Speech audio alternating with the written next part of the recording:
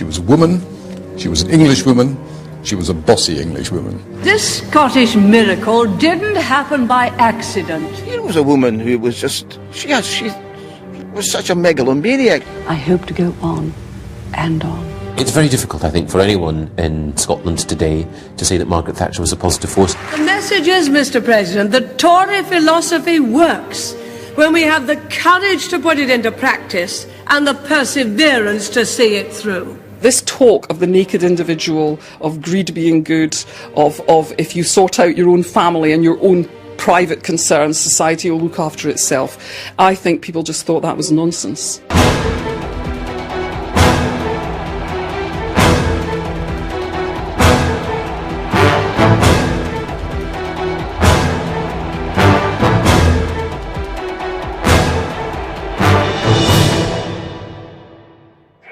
Where there is discord, may we bring harmony. Where there is error, may we bring truth. Where there is doubt, may we bring faith. And where there is despair, may we bring hope. Would a time traveller from 1979 recognise Scotland today? We used to have steelworks, now we have Starbucks. Mrs Thatcher might have rewritten the prayer of St Francis. Where there were shipyards, may we bring banking. Where there were coal mines, may we bring business parks. Where there was hard work and honest industry, may we bring retail. Scotland 30 years ago rejected her again and again, but it couldn't stop her one-woman revolution. Look around you now, and what you see is the land that Maggie built. But there was one revolution that she didn't want, but which she couldn't stop either. Scotland, in response to Hurricane Maggie, asserted itself in a new way. She didn't mean to, but she loosened the ties that bound the Anglo-Scottish Union. She let the genie of Scottish national aspiration out of the 300-year-old bottle of British sovereignty. And we haven't heard the end of it yet. When you think of the Thatcher years, you think above all of the dole queues, the mass unemployment, the industrial dereliction, and the despair of it all. But look at Scotland today. It's a different place. It's more prosperous than it was even in the current economic downturn. It has its own parliament, and Edinburgh's more of a national capital than it's been for 300 years. Scotland never voted for Margaret Thatcher, and she remains unforgiven here. It's as though we built her into our national mythology as a kind of wicked stepmother who came to us uninvited and remains unloved. But isn't it time to go beyond the myths and to look again at what those years revealed about us as a country and at the changed Scotland they bequeathed to us? Thatcher deplored Britain in decline. She blamed the trade unions. She blamed high public spending. She blamed big government. Her promise to wage war on all three and to put the great back into Britain chimed with the popular mood. At least in most of England it did. And Scotland was not yet all that different. Margaret Thatcher was not as radical when she became Prime Minister as she subsequently became, not because she didn't have the instincts or the potential, but because the objectives in 1979 were relatively modest: to deal with inflation, to try and bring some order to the trade union situation, and to help give a kickstart to the economy through the private sector. Inflation was taking off again.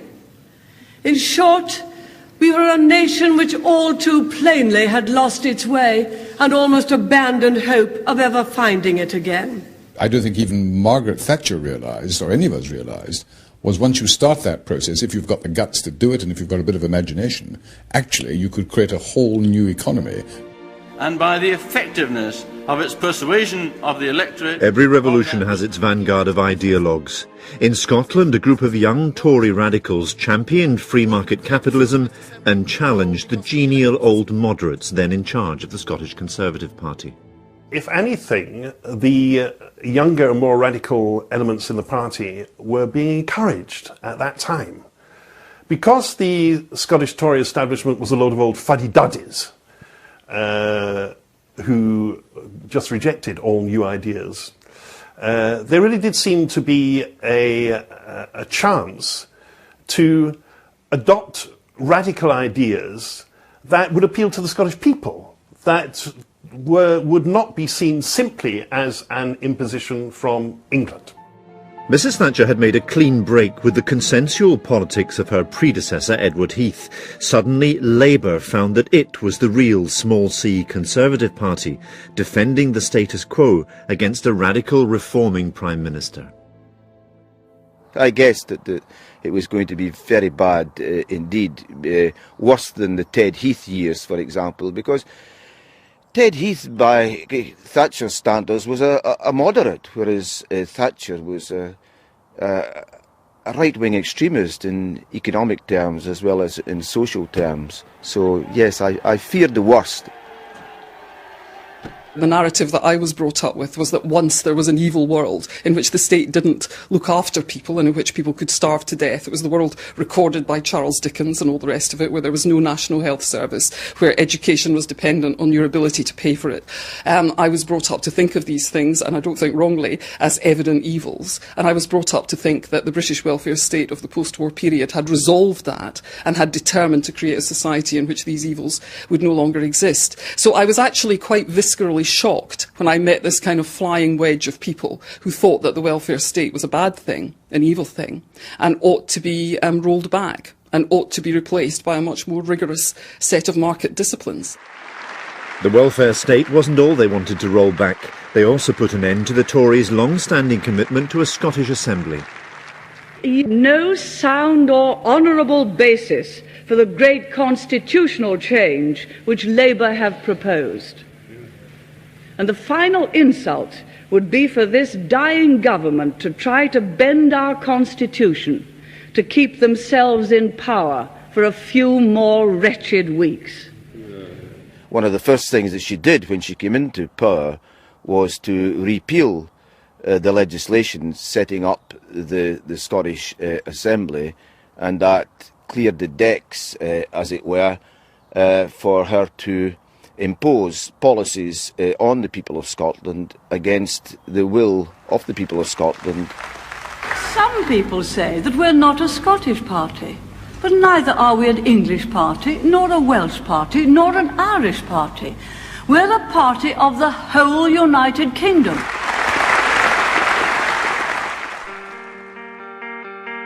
Mrs Thatcher's war on the old economy was about to change Scotland forever.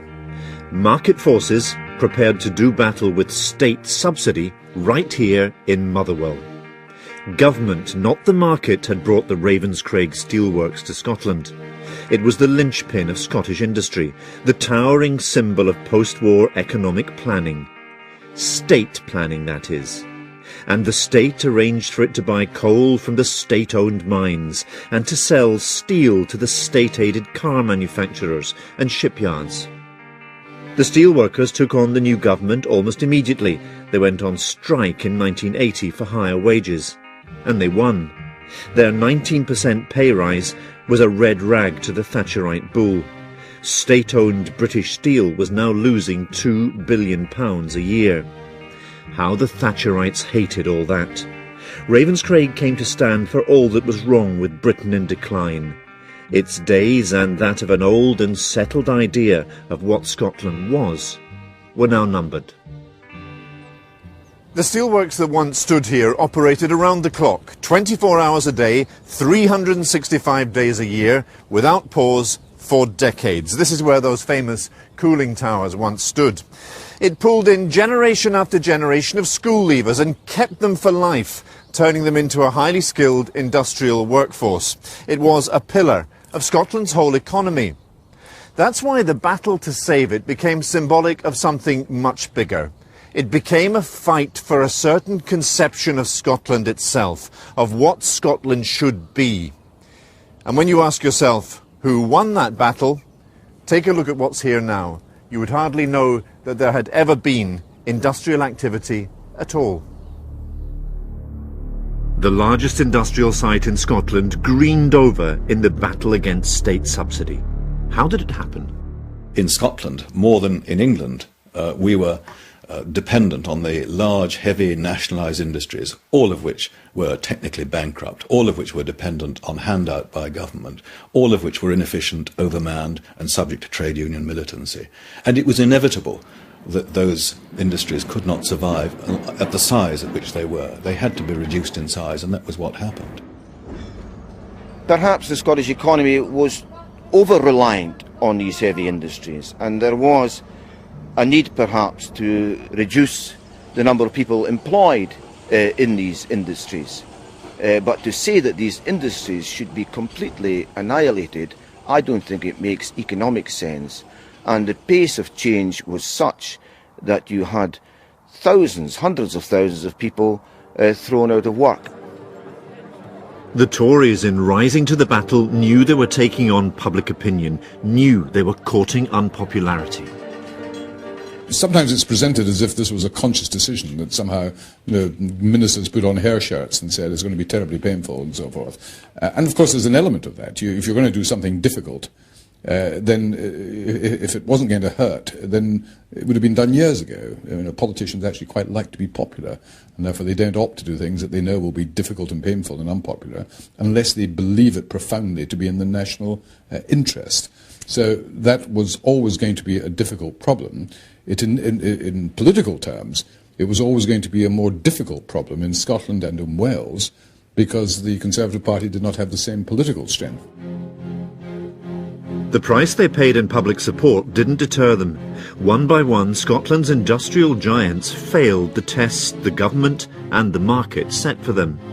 In 1981, Peugeot Talbot closed its Linwood plant. Perhaps 13,000 livelihoods gone. Ravenscraig lost one of its biggest customers. Then the Invergordon aluminium smelter and the Corpach pulp mill, both vital employers for the Highlands, both now swept away. In 1985, British Leyland at Bathgate was no more, and with it the assembly of heavy trucks in Scotland. Linwood, Bathgate, then the Gartcosh steel mill. The names worked their way into protest songs and popular consciousness. As Hurricane Maggie swept through, all Scotland, it seemed, was shutting up shop. And Scotland began to feel the tug of an old sentiment, that of victimhood. It didn't accept the economic rationale of it. Ravenscraig had the lowest man-hours per tonne figure in the whole of British Steel, which meant that we were the most successful plant in British Steel. But the plans of British Steel was certainly to close Ravenscraig eventually, and they were trying everything they could do. To do that, but they had to take away the economic argument from us, and we still had the economic argument up until Gartcosh went. We were at the centre of world manufacture. In what we were doing, and aided, of course, by the oil industry. So we had a real chance at that stage to take those industries forward rather than to close them down. And I used to get upset about people that you would have known who were big men in the steel industry in Lanarkshire, working in the furnaces. In their own locality, they were big people being just cast onto the scrap heap. And so Scotland's sense of itself, of its skills, of its what Scotland was about, was around those industries. At Ravenscraig, the fight went on. Workers walked in forlorn protest from Motherwell to Downing Street, evoking the hungry 1930s and the glory days of Labour history. It didn't work. Mrs. Thatcher refused to see them.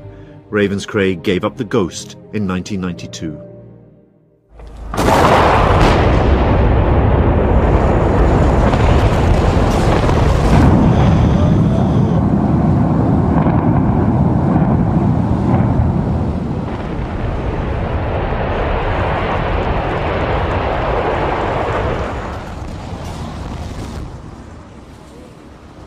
Do you think Scotland was being discriminated against? The Scottish steel industry was being discriminated against. Scotland in general, I don't know. Somebody else could put that argument forward, but the Scottish steel industry was certainly being discriminated against. They destroyed an excellent plant at Ravenscraig. That belief that Mrs. Thatcher was deliberately and unnecessarily laying waste to Scottish industry became widespread, part of the tale that Scotland told itself. But wasn't she simply blamed for a process that was taking place globally, and even before she came to power?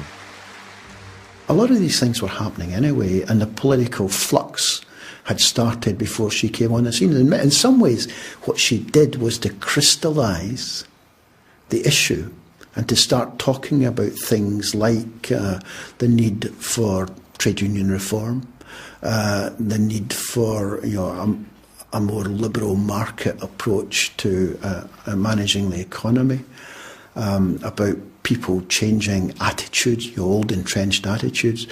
That was being thrown up anyway because the old way of life was crumbling around people's ears anyway. Had both sides of industry only realised that in future they had to take responsibility for their own actions and that they would not automatically be bailed out regardless of their performance, hundreds of thousands of worthwhile jobs would have survived the recession. She was accused of turning Scotland into a desert. All she was doing was clearing away the debris of what was already a desert on a life support machine, and the life support machine was one fed by taxation pumped in by the Westminster government. It couldn't go on. And this was the narrative that began, gradually at first, to fix itself in the English imagination, that of the surly, brooding, taciturn, reform-resistant Scot, and of Scotland a subsidy junkie, addicted to and paralysed by subsidy from the dynamic, wealth-creating South. Why did England and Scotland come to such radically different points of view? There had not been the benefits of Thatcherism in Scotland. Because the Scottish establishment had been so sluggish in accepting Thatcherism, there had been no privatisations in Scotland. There was no privatisation in Scotland before 1987. There were not working class people with shares in their pockets, watching the value of those shares rise and feeling richer all of a sudden. Popular Thatcherism had not come to Scotland, and so there was nothing offsetting the pain. A political identity had mapped itself onto the landscape of old industrial Scotland. Communities that knew they owed their livelihoods to something called British Steel were naturally suspicious of the SNP, a party that wanted to break up the very state that paid the wages. And when the industrial landscape changes, the politics will surely follow. It's taken years, but the redevelopment of this site has begun at last, and the Ravenscraig that future generations of school leavers will inherit will be quite different. Hundreds of private new homes are being built. There's to be a huge regional sports centre and the gleaming glass towers of a college of further education. There's to be a new town centre with shops and bars and restaurants and a new business park. That is what is covering over the old industrial Scotland. And as that old Scotland recedes into the distant memory, so too do many of the certainties that came with it. Those rock-solid Labour-voting communities that owed their livelihoods to the nationalised industries of the post-war British state, gone. And with them, many of the settled political and national loyalties that they sustained. In politics, perception is everything. Personality is as important as policy. And in personality, Mrs. Thatcher packed quite a punch. There was just something about Maggie that played to Scotland's less admirable instincts. She was just so grandly, aggressively, self-confidently, irritatingly and irredeemably Southern. She touched the raw nerve of Scotland's capacity for anti-Englishness. She was a woman, she was an English woman, she was a bossy English woman. And they could probably put up with one or possibly even two of these, but all three simultaneously, a bit too much. Her style just grated. Partly the voice, partly the priorities, but partly also this extraordinary, able and impressive woman. There were certain things that she couldn't comprehend. For example, here is this great British patriot, deeply suspicious of the European dimension and determined to protect Britain's identity against Europe, but found it very difficult to see that within the United Kingdom there was a similar relationship, Scotland to England, as she was seeking to protect Britain to Europe. It's not that she couldn't understand it, she couldn't empathise with it. I went along to her room in the House of Commons, and it was amusing in some respects because she allowed me to say my piece about the need for this engineering workshops to remain open, because the people of Scotland were still very dependent upon public transport, and the skilled workers in that workshops were doing a good job, etc. Having said my piece, she then gave her reply. She said, "Mr. Canavan, I understand your concern about the high unemployment in Falkirk." I said, "Prime Minister, it's not Falkirk, it's Falkirk." She said, "Oh, Falkirk, what does it matter? I mean, here was a woman who was just, she was such a megalomaniac. She had the power to change the pronunciation of Scottish place names." It's not that Mrs. Thatcher didn't try to connect with Scottish sentiment. She wanted the people on her side, wanted to belong in Scotland as much as she did in England. In one infamous television exchange, she tried perhaps too hard. I and Michael Forsyth were briefing her beforehand, and I said to her, "You know, Margaret, when you're being interviewed, try not to..." I've often heard when you're in Scotland, you talk about "you in Scotland do this, you in Scotland do that." I said, "It sounds as if you're visiting another country. You know, you're Prime Minister of the United Kingdom. Try not to use that phrase." He said, "Absolutely, good point. Absolutely, I will remember that. Thank you very much." It looks from the latest figures as if we in Scotland are going to have higher growth than the people further south. Michael and I were watching on the monitor, and suddenly we heard her saying, "we in Scotland." And the first time we thought, well, you know, nobody will notice. She said it 2 or 3 times. "We in Scotland, we in Scotland." You know? I was very perturbed at the last election that we in Scotland hadn't quite had the full benefit of the increasing number of jobs that there were. There are 2 points, one which applies to us in Scotland just as much as it does elsewhere. What will happen down south is the same thing that's happened to us in Scotland. And I thought, God, this extraordinary woman who's so brilliant and so able in so many ways, she understood the problem I'd been trying to tell her. She didn't appreciate the solution was infinitely worse. And, you know, that was the difficulty we had from time to time. That personality, the voice, the manner became totemic. Many in Scotland began to see them as distinctive of a set of values. Values that were expressly English, that somehow ran contrary to a different and sometimes hostile set of values that were Scots. And it wasn't just the anti-Thatcher left that worried about it. She was English and she was on their wavelength. She wasn't on the Scottish wavelength, I don't think. The Scots that she was on a wavelength with were Adam Smith and David Hume. But they were dead, they didn't have a vote. And they didn't have much influence on everyday Scots. And Scotland is a more consensual place. There is less of an us and them attitude in society in Scotland. I think Scotland is more of a village in many ways. It's a smaller country, and I don't think that what she said, and indeed the manner in which she said it, came across so favourably in Scotland as it did in the south. And this puzzled her, because she admired many of the qualities of Scots. She shared them: self-reliance, thrift, all the things that had made Scotland a great country in many ways. But she didn't quite understand the extent to which Scotland was in thrall to socialism and the dependency culture. It was more deep-rooted than she realised. It wasn't that people perhaps were anti-English just like that, but aspects of Englishness got on people's nerves increasingly in that decade. As I say, it was a voice which reminded people, Mrs. Thatcher's voice. People really hated that voice.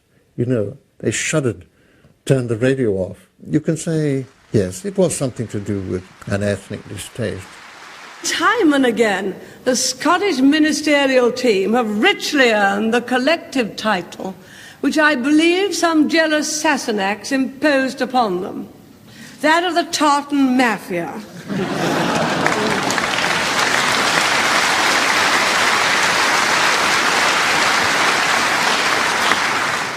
But I must say that George Younger makes a most benevolent godfather.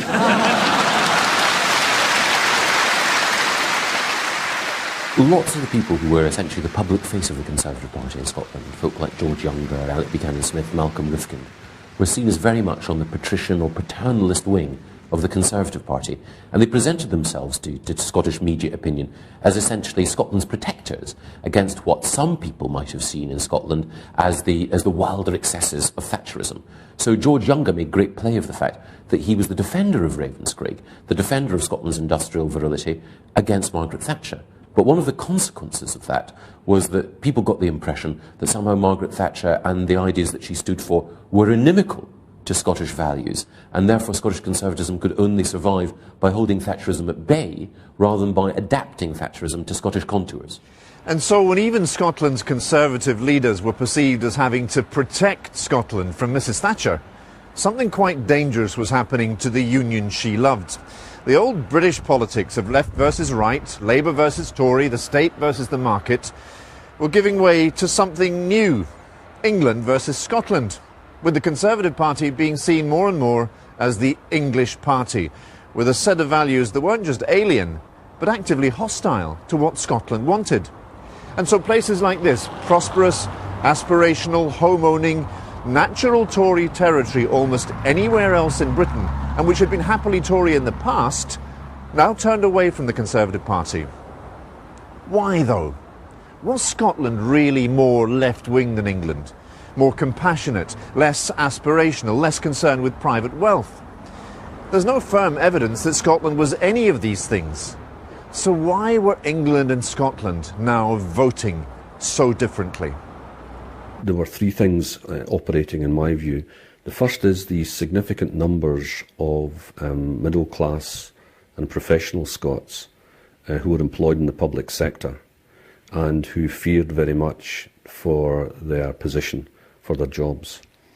A second factor was that by the time you get to the late 1980s, there is a sense of an awareness, if you like, of the extraordinary damage done to Scotland, or at least to the old industrial structure of Scotland, by this particular regime.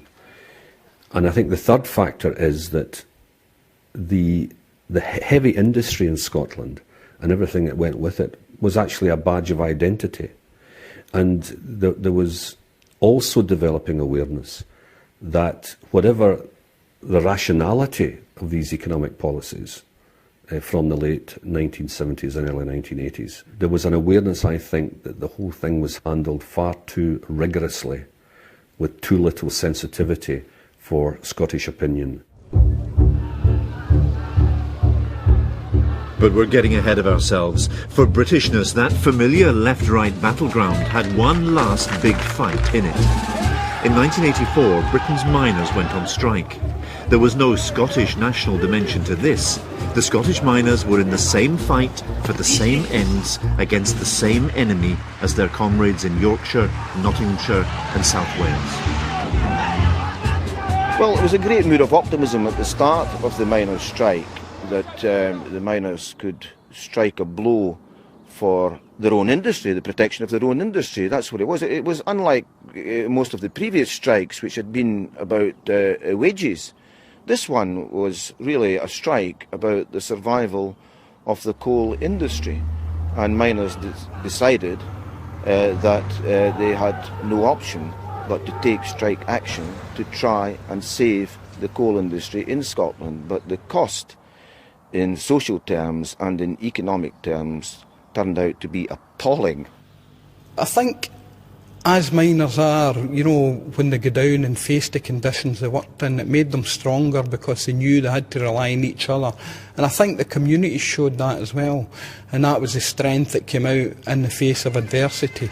That when we knew we were being challenged, our very existence, that it actually strengthened us in a way and made us more determined to fight for that. It was the last great political rising of a united British working class movement, the closing chapter in the story of this kind of organised labour. It had been a long and illustrious tale of solidarity, sacrifice and progress. That story had become a key component of Britain's shared national narrative, part of what had moulded the Britons we all were. Mrs Thatcher sent it back to work, defeated and demoralised. In retrospect, you had a very intransigent Prime Minister who was hell-bent on A, destroying the National Union of Mine Workers and teaching a lesson to the rest of the trade union movement, and B, she was hell-bent on destroying the coal industry. There's no doubt about it in my mind that once she'd defeated the miners, then the confidence of other parts of the movement were certainly affected by that. Didn't mean to say people didn't fight, they did fight, but I think that if it had went the other way, then the whole of history would have changed in this country. At the time of the strike, the National Union of Mine Workers had 15,000 members in Scotland. Today there are just 70 left. The British Labour movement, with its pantheon of working-class heroes and its proud tradition of organised struggle, was one of the pillars of Britishness. If you were a Scottish miner, being part of all this connected you very powerfully to Derbyshire and Yorkshire and South Wales. It pulled you in and made you identify very strongly with a community of interest that was absolutely British. When Mrs. Thatcher defeated the miners, all that was swept away. Part of what bound us all together as fellow Britons, with shared traditions and causes in common, slipped into history.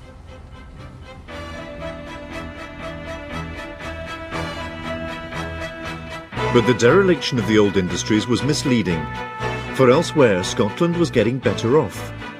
Mrs. Thatcher's dream was of a property-owning democracy. She wanted us all to own the homes we lived in. Far more people in Scotland lived in council houses than in England. More than half Scottish homes were public sector. Mrs. Thatcher changed the law to allow council tenants to buy. Scots might not have voted for that, but they bought all the same. It wasn't the only way in which individual Scots benefited from policies they persistently voted against. As a result of what she did to reduce taxation, to bring trade union militancy under control, and to make the United Kingdom a more attractive place to invest in, we were able, I and my predecessors as Secretary of State, were able to go abroad on trade missions, and we brought in inward investment in tens of thousands of jobs, new industries, well-paid jobs, plugging into our academic excellence at our universities, and it was a transformation of Scotland. Well, people got better off. I think that's the most obvious physical manifestation of the change. Out of that long period of despair and decline, people found that there were other ways of making a living.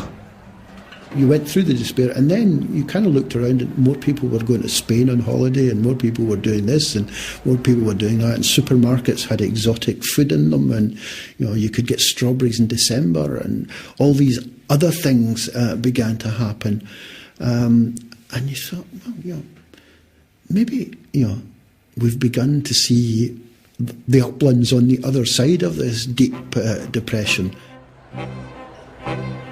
Yet despite those holidays in Spain, those berries in midwinter, in the election of 1987, the Tory vote in Scotland fell off a cliff. They lost more than half their MPs, but they won again in England.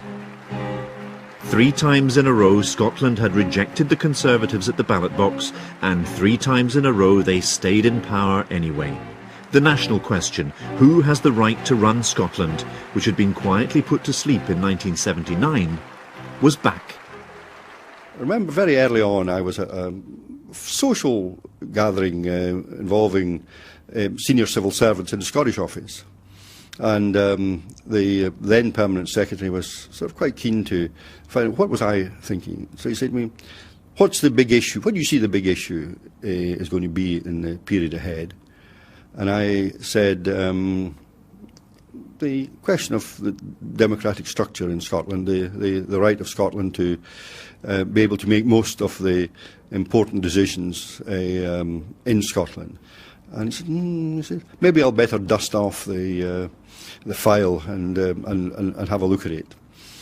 So even the permanent secretary of the Scottish office at that stage, and that's maybe 1986, had not thought that the issue would come back very soon. This is where the old Scottish Parliament met in the 17th and early 18th centuries. And not far from here is the old Royal High School, which was to have housed the new devolved assembly that the Labour government of the 1970s tried and failed to set up. So it came to be said that Scotland was the only country in Europe that had 2 parliament buildings and no parliament. In the 1980s, this missing parliament came to be known as the democratic deficit, and more people in Scotland argued that Conservative policies were not just unpopular, they were actually illegitimate in a country that had repeatedly voted against them in elections. And the idea began to take hold among anti-Tory Scots that Scotland wasn't just a separate political realm, it was a separate moral realm as well, more caring, more egalitarian, less acquisitive, less, in a word, Tory. I think within Scotland there always has been, and to an extent there still is, although it's perhaps diluted, eroded now to some extent, a strong sense of social justice, of communal responsibility, of civil society, the kind of feature of a kind of small country looking out for one another. There was a poll the other day which looked at attitudes towards things like equality, personal freedom, and so on. And they could register no difference at all between the English and the Scots, almost none. Nevertheless, if you put it in a kind of national context, you throw a light of how do you as a Scot feel about this, that and the other, then it begins to change. I mean, what certainly is true is that Scotland has a much greater belief in the importance of equality. In Mrs Thatcher's third term, these ideas of the democratic deficit and of Scotland's moral distinctness welded themselves into a force that almost the whole of Scotland could rally round. The political parties, the local authorities, the churches, the trade unions, civil society, everyone except the governing party, united to form a constitutional convention. Home rule, dormant for nearly a decade, was up and out again. The clamour of Mrs Thatcher's third consecutive election victory in England and the discord of a third consecutive defeat in Scotland had shaken it awake. All the Labour MPs, all the Liberal Democrat MPs, they all went to the founding meeting of the Constitutional Convention and said, thus far and no further. And I mean, if you look at the image of that meeting now, I mean, everyone, I mean, the politicians, civil society, everybody except the Conservatives. At the founding meeting, the SNP were there as well, saying, we cannot have this anymore. But argument was Mrs Thatcher's stock in trade, and she brought it with her to the closest thing Scotland had to a parliament of its own, the General Assembly of the Church of Scotland. This, the church with no bishops, no hierarchy, with its core doctrine that everyone, no matter how grand you think yourself, is equal before God. This was the Scottish egalitarian ideal in sober, judgmental flesh and blood. And in May 1988, Mrs Thatcher, the champion of the right to be unequal, now came to address it. Take the Good Samaritan, she said. He wasn't just kind, he was only able to help because he was also rich. This was Thatcherism, finding not just moral, but scriptural authority. But it's not the creation of wealth that is wrong, but love of money for its own sake. The spiritual dimension comes in deciding what one does with the wealth. How could we respond to the many calls for help, or invest for the future, or support the wonderful artists and craftsmen whose work also glorifies God, unless we had first worked hard and used our talents to create the necessary wealth? She explained the difference between society and community. She regarded society as an abstract, identifiable with socialism. She regarded community as what was important, individuals coming together in the community. She had very strong views about that. And the way she explained it made it perfectly clear that she was very sincere about the importance of a community and people playing their part in the community, helping others, working together. But that wasn't the way she was portrayed. I leave you with that earnest hope that may we all come nearer to that other country, whose ways are ways of gentleness, and all her paths are peace. What she said was an attempt to justify her policies, and it was very much focused on individual choice, and there was very little sense of any wider concern for the well-being of society. It became known as the Sermon on the Mount. It was in fact a careful, thoughtful assertion that Thatcherism and Christian compassion were compatible. Indeed, that real compassion was only possible where there was wealth in the first place to distribute to the needy. But that is not what Scotland heard. While it was a good exposition of why capitalism was compatible with Christianity in an abstract sense, I think it bore little relation to the social gospel that had been preached for all through the 20th century by the Church of Scotland. It showed little appreciation of the fact that, in my view, the Church of Scotland today has not much to do with religion, but is really a large social work department. These were the kind of nuances about Scotland that were completely inaccessible to her. And she didn't realise what she was coming up against in the General Assembly of the Church of Scotland, so she got it wrong. Here's a Prime Minister that's coming, and she's not got the mood right. And she doesn't understand, if you like. I mean, this was a demonstration. This was evidence of that there was a gap. There was both a conscience and a consciousness gap, as it were, between Scotland and England. Even at the time, it seemed to be an emblematic moment, the moment at which two distinct philosophies had been thrown into sharp relief. The irresistible force of Thatcherite individualism ran headlong into the immovable object of a very entrenched Scottish sensibility. Mrs. Thatcher might have thought that cautious, thoughtful, church-going Scotland might have been on her side. But when they heard what she made of the parable of the Good Samaritan, they seemed to say, it might mean that where you come from, but it doesn't mean that here. And you could hear the ties that bound the Anglo-Scottish Union creaking under the strain of it. When she'd finished speaking, the moderator of the General Assembly said to her, Prime Minister, I do believe that you may never before have been in one place where there are gathered together so many people who are praying for you.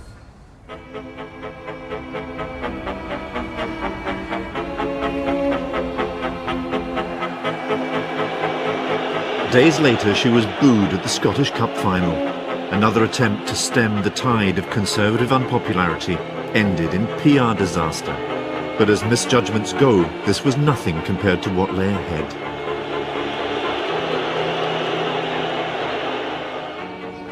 Most people agreed that the system for funding local authorities across the UK was unfair, unpopular, and ripe for reform. The tax you were charged, called the rates, was based on the value of your house and not on your ability to pay. Scottish local authorities had been required by law to carry out a re-evaluation of house values. In other words, many people, especially if they lived in a big house, were about to be faced with a big tax hike. There had been a revaluation of rating, which itself seemed to be grossly unfair. And the government was under intense pressure, and particularly the Scottish office was under intense pressure from within Scotland to do something about it. The Tories had the solution, a flat rate tax. Everyone would pay the same. They called it the community charge. Everyone else called it the poll tax. Margaret Thatcher was captivated by the story of the wee Scots wifey, the widow living at home in a big house, who was going to be hit by the revaluation and was going to be paying disproportionately more. And Margaret Thatcher thought of this sort of, Sunday Post reading lady in Crieff and thought how unfair it should be that she should have worked hard all her life and now be hit by this particular tax. The poll tax seems to be fairer to me, and it's certainly something that the Scottish Party are asking me to do in order to resolve this problem. Fair enough. This is a Scottish solution to a Scottish problem. A sign, actually, that I'm taking seriously the need to be sensitive. And so for reasons that are, if you're prepared, to be fair to her, entirely understandable, she and the Scottish Conservative Party made a catastrophic political mistake. The coincidence of that rates re-evaluation was the reason that the poll tax came to Scotland a year early. The Scottish Tory leadership had pressed for it to be brought. They thought it would be popular, a vote winner.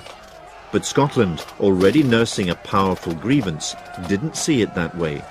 For the poll tax a year early played straight into Scotland's now well-entrenched sense of its own victimhood. What was so nauseating and appalling and just insulting about the poll tax was that the Thatcher government decided to introduce it in Scotland first. They were using the people of Scotland as guinea pigs, and it was almost as if the Tory Secretary of State for Scotland had offered Scotland on a plate. Guinea pigs, the shaming indignity of it, a proud nation diminished to the status of a laboratory rodent. It was perfect for Scotland's mounting sense of injustice. The guinea pig entered the national mythology. The truth is more prosaic. The reason it was introduced a year earlier in Scotland was nothing to do with Margaret Thatcher. George Younger and his colleagues in Scotland took the view that so unpopular was the old rating system, the quicker they could get rid of it, the better. And because for technical reasons it was possible to introduce the poll tax earlier in Scotland than in England, Margaret Thatcher and the Cabinet were asked by George Younger, we want policy agreement that we can introduce it a year earlier. You're going to introduce it in England anyway. The one is not dependent on the other, but we would like to do it now rather than wait. And the Cabinet said, if that's your judgment, by all means go ahead. Now, politically, it was, in retrospect, a very, very unwise thing to have done for all the reasons that we are familiar with. But that's the background. It was not imposed on Scotland. It wasn't Thatcher's idea. It wasn't a trial or a guinea pig or any of that nonsense. That's all historically absurd. The community charge was not just a hated tax. It made Scotland confront its own powerlessness. When the bills appeared on the doormats, it brought the constitutional question, the democratic deficit, into every home in the land. The fundamental core of the thing was the emerging awareness of the enormous authority and power of what's sometimes referred to as the Crown and Parliament.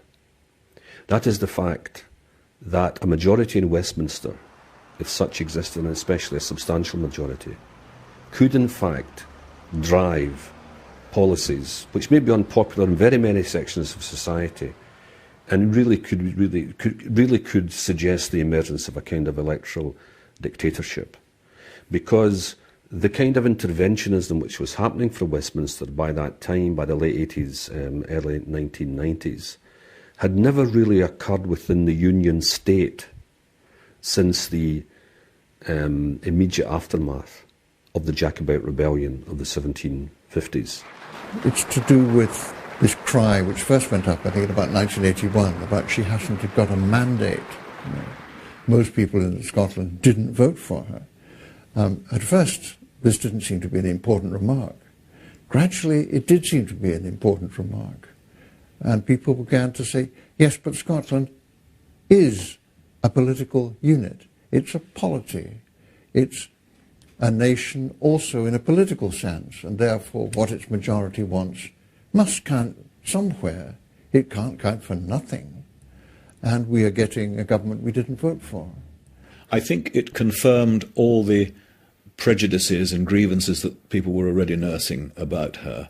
The voice, the didactic approach to politics, the stridency, which seemed to be resented more in Scotland than in England, and the failure, of course, to recognise the merits of what she was doing and how it was transforming Scotland. So it was the culmination of all that. The poll tax was the last straw, I think, in many people's minds.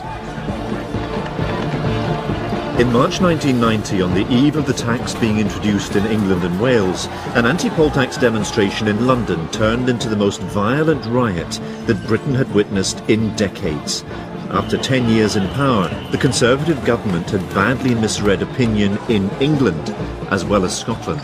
Of course, the poll tax was hated across Britain, and if anything, the reaction was even angrier and certainly more violent here in England than it had been in Scotland. But in England, it was a revolt against a hated tax, against a single government policy. It didn't call into question the right of that government to govern at all.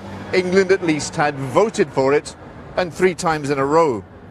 In Scotland, the poll tax revolt was something much bigger, more dangerous, more subversive, because it came to be seen as something that one country was imposing on another that had rejected it at the polls. And so for the first time since the 18th century, it was a direct challenge to the people sitting in that chamber over there to govern in Scotland at all.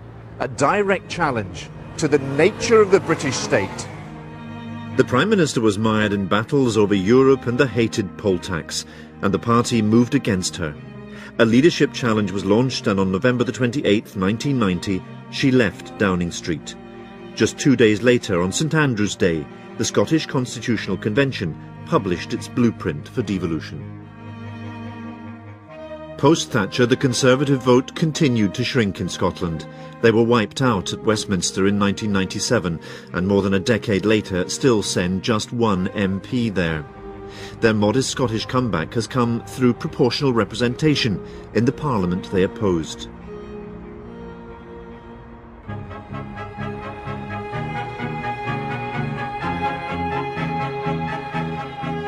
Looking around Scotland today, with what changes can we credit Margaret Thatcher?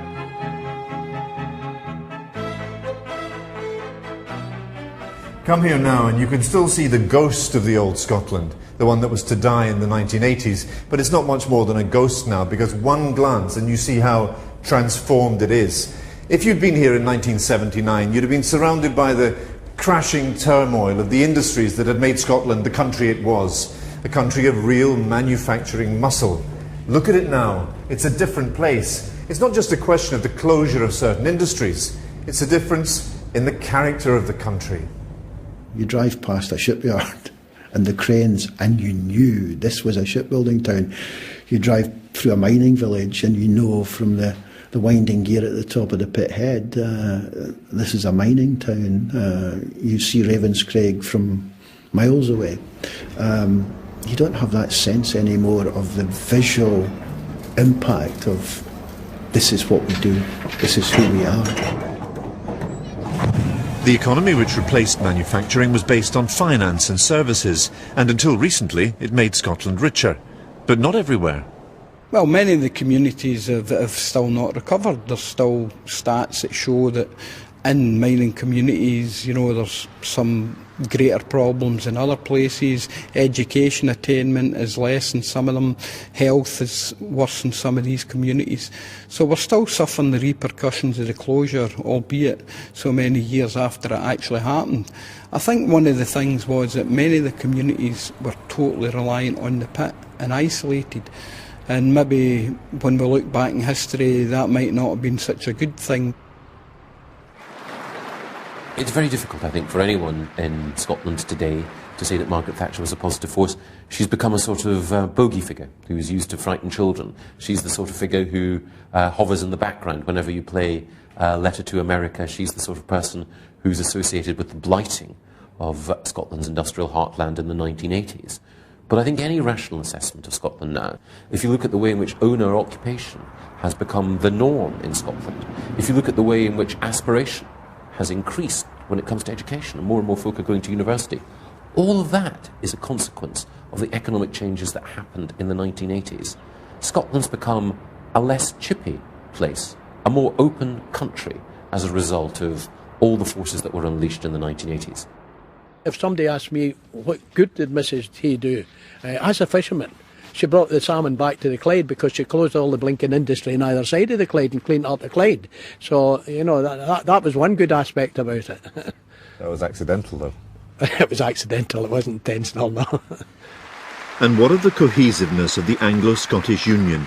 Since the Act of Union, Scotland's had a proud history as a distinctive nation within the United Kingdom. We in this party believe in a Scotland that continues to play a full part in the kingdom and on equal terms. The Thatcher years pulled Labour further down the road to devolution. The desire for a Scottish Parliament, once lukewarm, was now the settled popular will. Less than a decade after it first sat, the Scottish Parliament has a nationalist government, preparing for an independence referendum. Scotland's constitutional future is still unresolved. Is this, in the end, her legacy to Scotland? I don't like to say I told you so, but the truth is that all the things that are happening and have happened since 1999, when the Assembly's Parliament started, were things we predicted would happen. My own expected timescale was rather longer than the speed with which it is happening. We're not necessarily rollicking towards full, complete independence and separation from the rest of the United Kingdom, but we are moving rapidly towards a mindset that already treats the United Kingdom as fragmented. The back of Britain is already broken. And where it will end, I suspect, will be in some sort of cobbled-together, botched-up settlement of the kind that the United Kingdom has probably been built on over the centuries. It's not doing Scotland any good. It may make some Scots feel better, but it isn't doing them any good.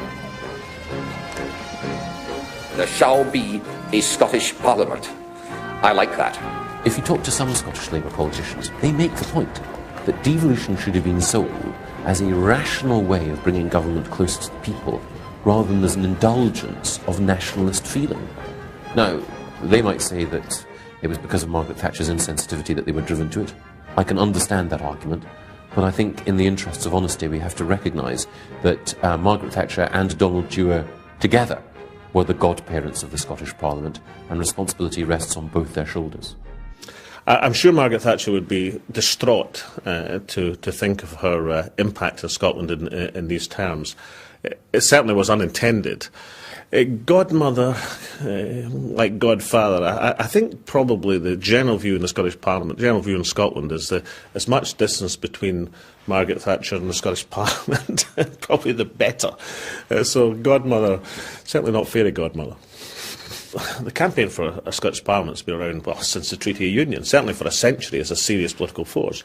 But what Margaret Thatcher did as an unintended consequence is, by the nature of her policies on the economy, on social life in Scotland, on the poll tax, she turned the Scottish Parliament from being a nice idea, a democratic advance, into being something that was absolutely essential to defend the country against the policies of Margaret Thatcher or someone like her. Mrs. Thatcher was no ordinary politician. She was the hurricane that blew through the post-war British consensus. Scotland fiercely resisted the transforming power of her, but emerged transformed despite itself.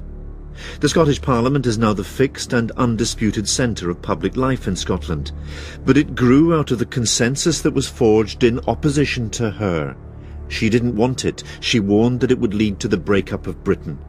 But she created the conditions that brought it into being. That was the Thatcher paradox, that the woman we conjured up as the unloved, wicked stepmother turned out to be godparent to the new Scotland. Think of the country that Margaret Thatcher inherited as Prime Minister. We were all children of the post-war settlement, of cradle-to-grave welfare, of the pursuit of full employment. The British state was still making steel, digging coal, building ships. It installed your telephone. It supplied the electricity that lit your home and the gas you cooked with. Now, all those things are done, if they're done at all, not by the British state, but by the market. What happened to Scotland under Margaret Thatcher was not so much the resurgence of a new Scottish national identity, though that was part of the story too. What happened was the steady falling away of much that it had meant to be British, the steady falling away of the shared experience of Britishness in Scotland. Mrs. Thatcher believed in Britain with a clear-eyed, shining passion. She believed in the Union, but she became the means by which Scots reimagined and then reinvented their place within it. That is the real paradox of Scotland and Hurricane Maggie.